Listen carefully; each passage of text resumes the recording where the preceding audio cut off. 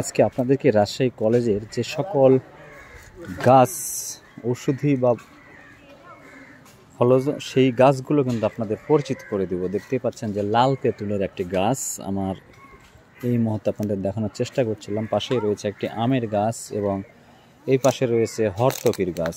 যারা আসলে গাছের সাথে এখনও পরিচিত নয় তারা কিন্তু দেখে যেতে পারেন এই রাজশাহী কলেজের অভ্যন্তরে এসে। পাশেই রয়েছে লটকনের আর একটি গাছ এবং এইখানে রয়েছে আমলকির গাছ। আর পাশেই রয়েছে দেখতে পাচ্ছেন লোহা কাঠ। আসলে নাম প্রথম শুনলাম, দেখলামও প্রথম। সত্যিই একটি অসাধারণ গাছ। এবং এই পাশে দেখতে পাচ্ছেন আপনারা অড়বড়ই, এটা আসলে অনেক টক জাতীয় বোধহয় হবে। এটা দেখছি কনক, আসলে প্রথম দেখা তো সে কারণে গাছের সাথেও নতুনভাবে পরিচিত হলাম। দেখতেই পাচ্ছেন যে জ্যাকারান্দা। এই পাশে রয়েছে আর একটি কাঠবাদামের গাছ। আসলে গাছে পরিপূর্ণ রাজশাহী কলেজে যে অভ্যন্তরীণ একটি বন দেখতে পাচ্ছি, ছোটখাটো এক প্রকার বন বলবে এটাকে। এখানে রয়েছে তেলসুর, অনেক গাছ, অসংখ্য গাছ, মহুয়া।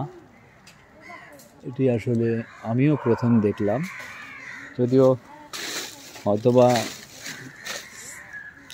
চিনি চাপার গাছ এইখানে দেখতে পাচ্ছি।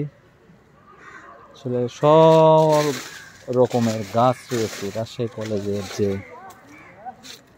এইখানে রয়েছে গান্ধী গজারি, দেখতে পাচ্ছেন উপরে রয়েছে এই গাছগুলো, অনেক বড় হয়ে গেছে। আর তমাল, আমরা গানে শুনে থাকি তমাল ডালে বসিয়া বন্ধু, ঠিক সেই তমালের গাছ হয়তো এটা। এই পাশে রয়েছে একটি স্থল পদ্ম। সত্যি তাই, এই যে পদ্ম ফুল যেটি এখন ফুটে আছে গাছে, এটি অনেক সুন্দর লাগছে। আসলে পদ্ম ফুল যেভাবে জলে ফুটে ঠিক সেই রকমই একটি স্থল পদ্ম। এবার দেখতে পাচ্ছেন যে চাইনিজ কৃষ্ণচূড়া। আসলে আমাদের দেশি যে ফুল রয়েছে ঠিক সেই রকমই, কিন্তু একটু ভিন্ন এই চাইনিজ কৃষ্ণচূড়ার গাছটি। এখানে রয়েছে রক্তকাঞ্চন। সত্যি অসংখ্য গাছ রয়েছে। পাশে রয়েছে ছাতিমের গাছ। পুরো বাগানটায় যেন একদম ভেষজ, ফলজ, বনজ সব কিছু মিলেই রয়েছে এই গাছের যে সমারোহ সেটি।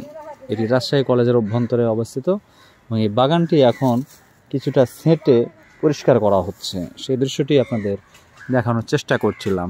ধন্যবাদ সবাইকে, ভালো থাকবেন।